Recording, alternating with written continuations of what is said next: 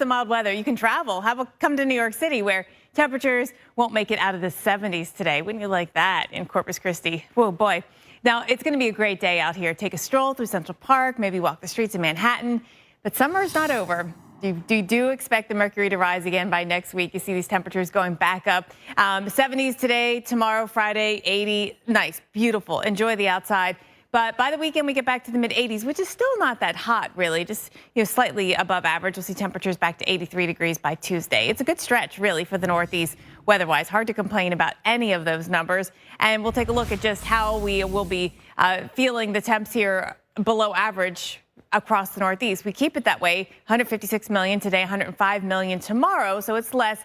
By Friday, it's only 53 million below average. And really, a lot of those are in the West. You can see in the East, it's kind of shrinking, where we'll see that below average air. The jet stream pattern is changing, and I'll show you that. For now, let's compare where we were yesterday at this time to now. We're actually a little bit warmer than we were yesterday at this time in Binghamton, in Buffalo, and Pittsburgh. Not hard to do because yesterday was a chilly day. Many of you were bundled up with these sweatshirts throughout the day, right? Today, we'll see temps in the 60s and 70s throughout much of the Northeast, back to the 70s across all of the upper Midwest and around the Great Lakes and down through the Ohio Valley. Still running below average, about 10 to 15 degrees below average up here to the north.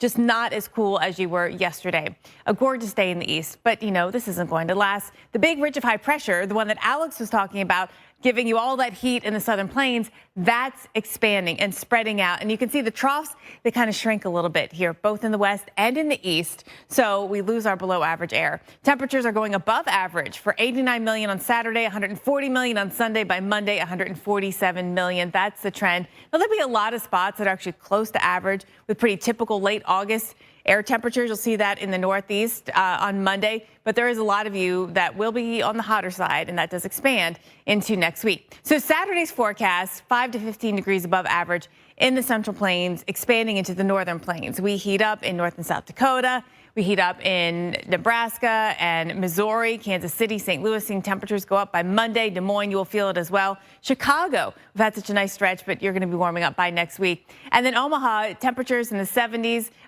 near 80 the next few days. And then we're back to the 90s, actually upper 90s by Sunday. Is that too hot? Well, the temps, could these keep you from playing outside this weekend? Our question of where we've been. Well, that park fire is such a large percentage of it. Right. And that's still burning right now. Still burning. And the smoke is affecting so many as well.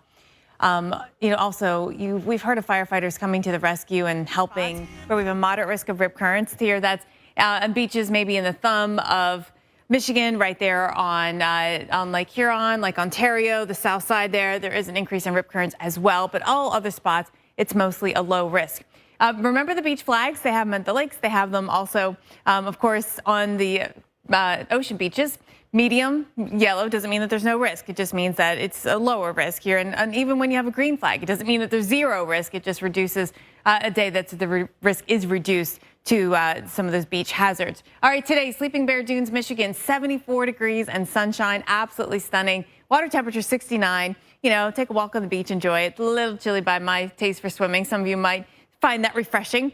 In Grand Haven, Michigan, 73 degrees, sunshine, just really beautiful days out here. And in Chicago, North Ave Beach, looks like it's going to be clear today. Temperature 74 degrees, water temperature running about 72. And again, the waves are not as big as they were over the weekend. So enjoy your time on the beach here.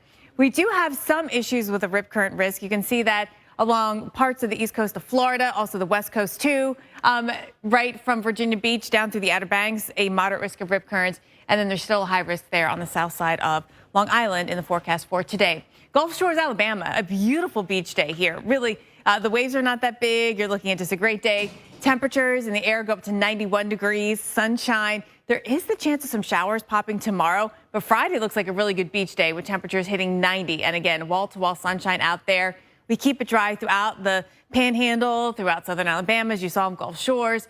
A couple of showers start to work in places like Jacksonville and along the First Coast beaches there, but everywhere else really looks good. Today in Clearwater Beach looking good. Tomorrow and Friday is when our rain chances come back. Easy, simple. Easy.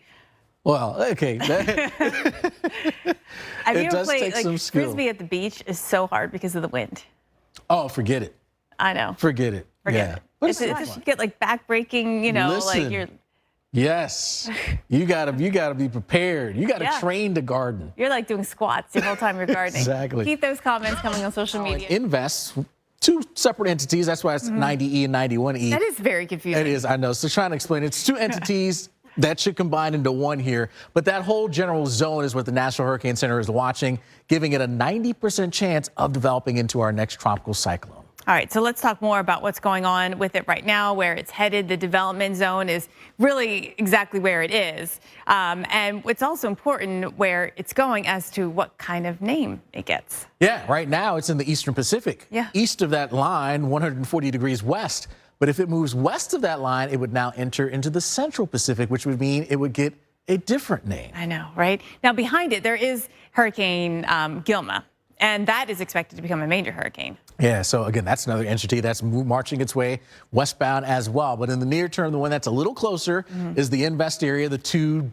general zones right there, which will be marching east thanks to a big high situated off towards the north. This high pressure is pretty important. It's a reason why it's going to track the way it's tracking here. So that's the steering flow. Also, the high pressure, when you have a strong high and a strong low, can help increase the wind field. And so you could get some gusty winds regardless of exactly where this area tracks towards closest to Hawaii. Now, in the near term, water temperature is plenty warm. Now, it does cool down a bit as it approaches Hawaii, but I would say it's warm enough that we don't see this thing just fizzling out as it moves its way closer. Right, exactly. You don't need to have the super warm water like we have in the Gulf of Mexico or the Atlantic. You would need that for rapid strengthening, but you know, this might be enough. So that 140 west longitude that we talked about, if it's in the East Pacific, so if it's east of that, the next name on the list is Hector. It is Hone if it is in the Western Pacific. So it does matter. And whatever name it gets, it'll keep. Yes, that's exactly right. And you can see going back history here in Hawaii, some of the cyclones that have had an impact on us.